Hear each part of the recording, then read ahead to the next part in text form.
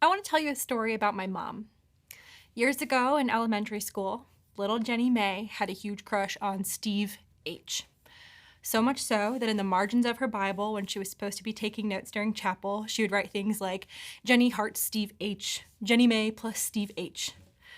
Years go by, as they do. Jenny May grows up.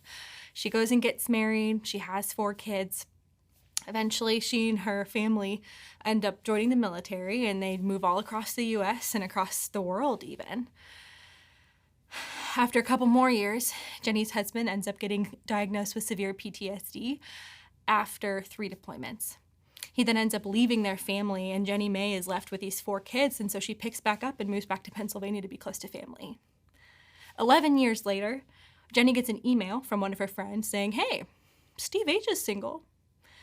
So Jenny and Steve go on a date after all these years, and they pick up right where they left off.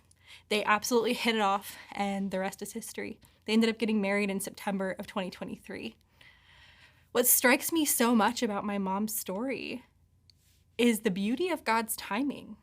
Man, it might have felt so slow to my mom, but it was so perfect. In that waiting in between when my dad left, when my mom reconnected with Steve, there was a lot of hard. There was a lot of healing that had to happen, a lot of redemption that had to happen.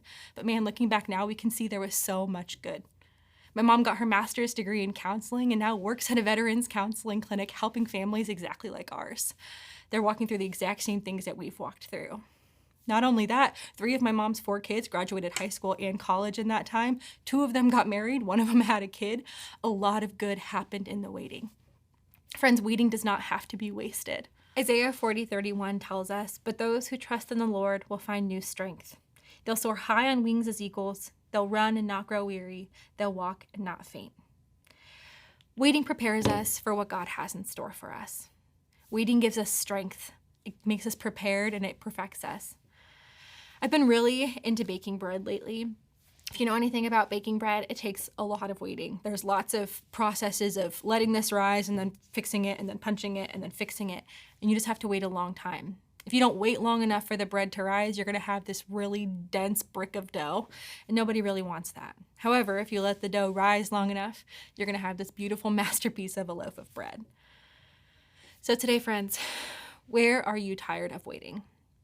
Maybe it's a prayer you're waiting to have answered. Maybe it's a job you're waiting for. Maybe it's a relationship, or maybe it's a child. I really don't know what it is, but one thing that I can guarantee you is that there's purpose in your waiting. There's beauty in the in-between, and the Lord will renew your strength in the waiting.